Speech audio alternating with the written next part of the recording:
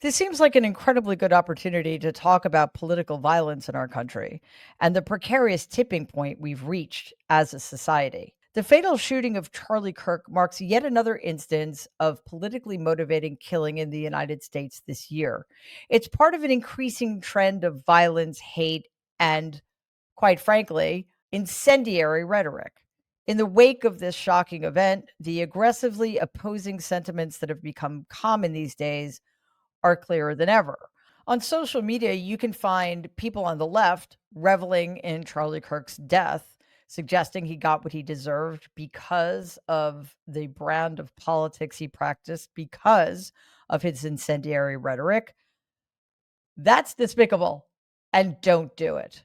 But what is much more troubling is what's happening on the right. Whether it's grief or opportunism, I don't necessarily know, though I have some ideas depending on who is making calls for political reckoning and vengeance.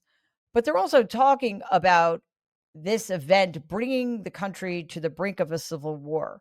They are saying that the Democrats are murderers and killers, that it is the Democrats who are responsible for the political violence in this country. And none of that is true. By the way, much of this is being said before we even knew the identity of Kirk's shooter. In the immediate aftermath of the news that Charlie Kirk had died, Donald said, quote, "Radical left political violence has hurt too many innocent people and taking too many lives," unquote. Robert Pape, a political science professor at the University of Chicago, has been conducting regular polls measuring attitudes towards political violence since the January 6, 2021 attack on the Capitol. He's giving dire warnings as to how political violence in this country is viewed currently. He wrote, quote, "We're basically a tinderbox of a country. We're seeing more radicalized politics and more support for violence than at any point since we've been doing these studies in the past 4 years," unquote. Before we go on, we have to continue to call out Donald's violent rhetoric. So please like and share this video. And if you believe in our mission, please subscribe to our channel. Now, this division did not start with the murder of Charlie Kirk. So I want to take a look into how we got here as a country, who brought us here, and what can we do, if anything, to bring us back from the brink. Political violence has existed in this country since its inception, but it ebbs and flows. And just as in the late 60s, it is on the rise in recent years. There have been many heinous acts of political violence during the Trump regime. This week, NPR's Domenico Montanaro and Michelle Martin compiled a list of some events. These are just a few. The assassination and attempted assassination of two Minnesota state legislators, the arson at the governor's mansion in Pennsylvania, the arson at the office of the Republican Party in New Mexico, and the murder of United Healthcare CEO by Luigi Mangione. In previous years, we've seen events like January 6th, the brutal attack on Paul Pelosi, Speaker of the House Nancy Pelosi's husband, in their San Francisco's home, and an elaborate kidnapping attempt of the governor of Michigan, Gretchen Whitmer. Adam Wren and Holly Otterbein of Politico state the obvious when they say that this country currently lacks a leader who can bridge the increasingly deep divide, and I would say a leader who wants to bridge the increasingly deep divide. When Speaker Mike Johnson called for quiet observance for Charlie Kirk on Wednesday on the House floor, lawmakers stood in what appeared to be a symbol of national unity, but it quickly devolved into chaos. What purpose does the gentlelady from Colorado rise? Shh.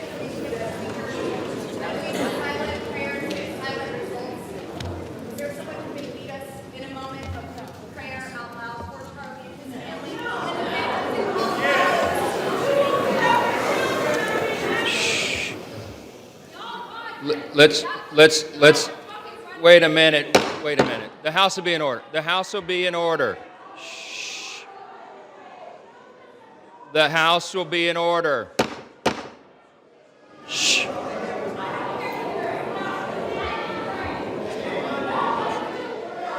The House will be in order. We will join prayer right after this, okay? The chair lays before the House a communication. The House will be in order.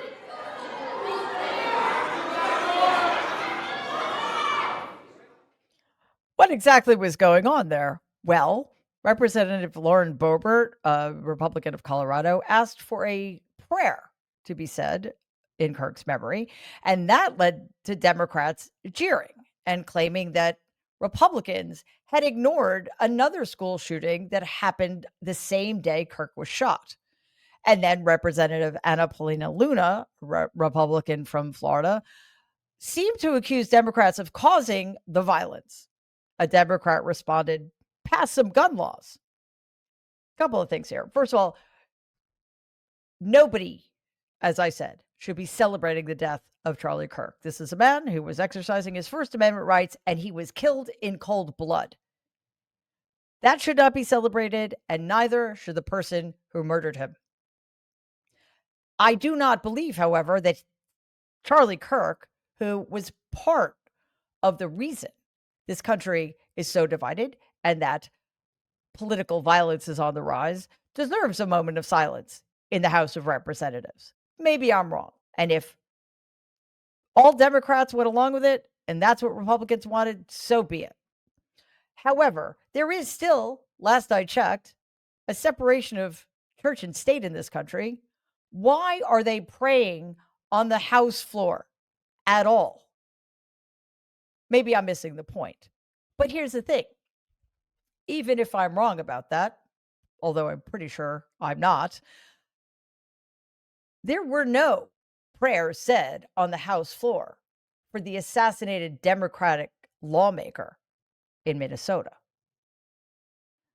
So there was a time when our political leaders understood that it was their job to bring peace and comfort during times of turmoil.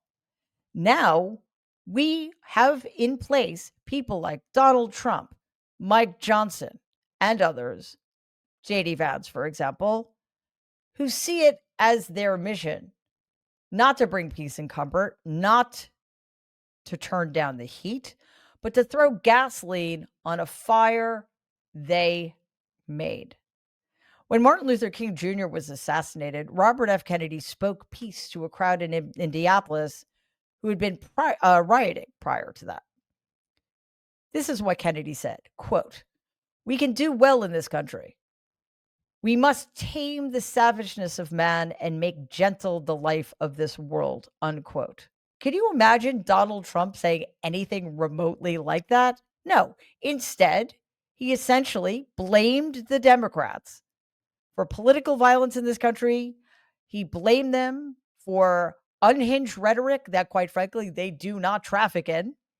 He essentially blamed them for the murder of Charlie Kirk and made it very clear that he will stop at nothing to hunt down anybody who was involved in Kirk's death. It is Donald Trump more than anybody else who has gotten us to this very, very dangerous crossroads. It would be remiss of me not to put the blame where it is due.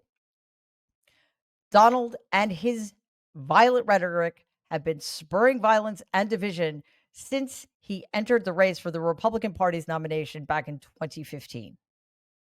From ramping up racial tensions during the Black Lives Matter protest to inciting the January 6th riot, and then pardoning every single person who participated in the insurrection against this nation's capital, to refusing to acknowledge the assassinations of Democrats Melissa and Mark Portman in Minnesota, refusing to speak to Minnesota's governor and order the flags at half staff, which, by the way, he did for Charlie Kirk.